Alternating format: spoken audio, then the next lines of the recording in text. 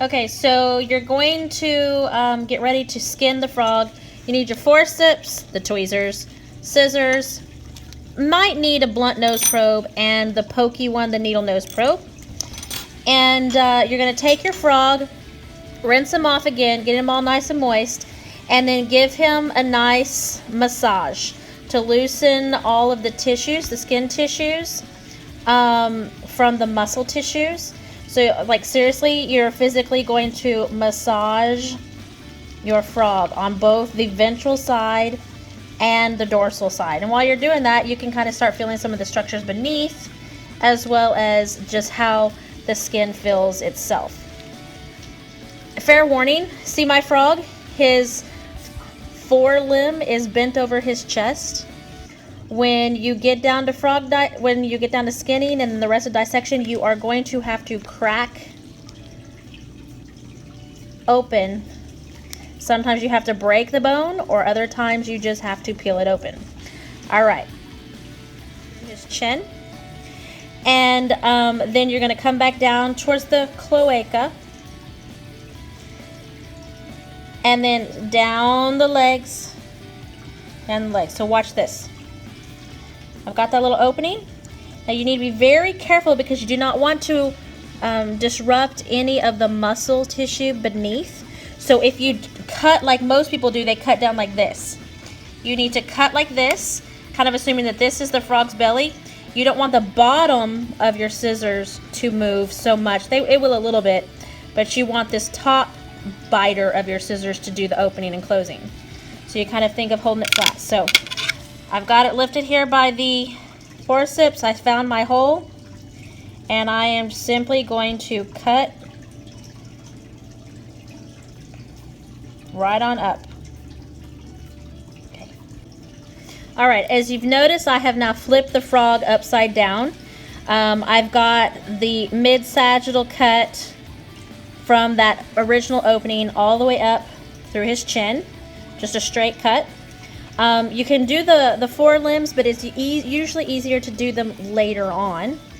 Here we are. I've stopped right here where we would assume our pelvic region is, just before we get all the way down to the cloaca. And I'm going to start my incision down the legs, which, by the way, we are going to leave socks, little bitty socks on the frog, and little bitty mittens on the frog. Okay? So you go ahead and continue. Lift up the skin as best as you can and start working on, you want to consider trying to do, go right down the center of the hind limb if you were to map it straight out. So like this. This gets a little bit more difficult. The skin is much tighter, and you want to be very careful not to disrupt those muscle tissues beneath. Try to keep the cuts as clean and straight as possible. Consider that this is your patient and you don't want them to have a super jagged incision. And you just keep on working your way down the legs and leaving the socks. Okay, so as you can see, now we have gone through the midline incision. I have gone straight down the center of his legs, and I'm all the way down right to the webbed foot region. This is where I'm talking about leave little socks on him, so think the top of your socks and how they go around. Once again, be very careful not to destroy the muscle tissue beneath the skin. You want to go just behind the heel to leave the socks on. Okay, so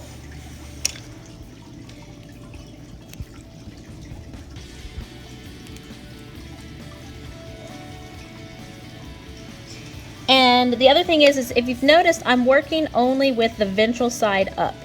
So your goal is you're going to do your incisions, do everything with the ventral side up. Continue working with the ventral side up. If you'll notice, you start to, I'm going to turn him back around. You lift the skin, and you see there's a little bit of a connection right here. As long as you've not got muscle tissue being disturbed, this is a little bit of connective tissue, some fascia. You just kind of use the needle nose probe and kind of tick, tick, tick through it.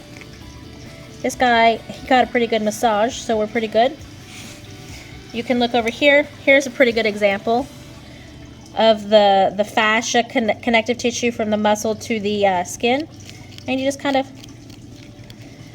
pull the skin up a little tight. Stick that needle nose probe in there and tick, tick, tick, tick, tick, tick, tick, to try to break that off. So every once in a while, it may be to your benefit to use your scissors, but you have to be careful or you're going to end up cutting through the skin, or you're going to be cutting actual muscle tissue, and that is not what we want. So my best recommendation is to continue ticking.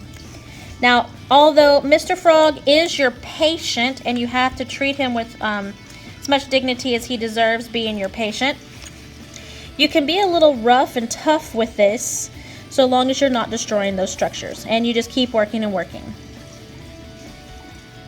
Alright, so I've gotten the legs cut, the skin cut here. I've broken the tissue. I've left his little sock on. I have broken the tissue here. Now I'm going to go ahead and work with his forelimbs. Even though we went all the way up through the chin, and working the fascia here is important as well,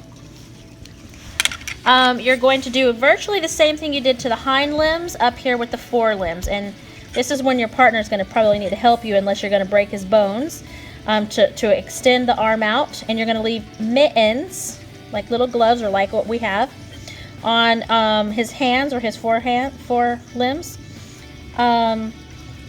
But you just make the same type of incision and tick away at the connective tissue. Alright, so remember we had this flap. We went all the way up to his chin. We're coming back and we're going straight across more or less the clavicle on over in here, and you have to be careful because the skin gets a lot closer to the muscle. And you're going to need someone to help hold your arm out. You can use pins if you want to try to help with that, but sometimes that just hinders you because you might need to move the frog around. Now you see I've made the incision, but I am not able to completely make my little cuff of his mitten yet because I haven't ticked away that connective tissue. You'll notice, I don't know if you can see in the video, but there's some vessels going on here, little arteries that are providing blood supply. When you wonder what to do with that, so long as you're not cutting the muscle tissue and you're not destroying your skin, because I'll remind you, your skin must come off in one single piece, you just tick away at that, tick away at it, and get on in here and tick away until you can cut give him a little mitten cuff. Alright, so I've got him all the way opened up. I've gone down his arm. I've made his little hand mitten. You see that? And I won't bore you with having you watch the rest of my video of me ticking away at the structures of the frog. Do you see this structure that's right here? If you come across that in your frog, be real careful. Try not to disrupt that tissue, but you can tick that a little bit.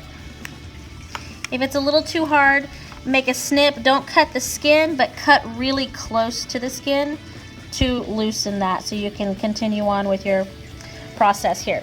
Now, you will not do anything on the dorsal side until you have removed all the tissues where you can stick your finger in and reach all the way into the other side. And at which point then, because like right here you see that his knee joint is still connected, I have more ticking to do.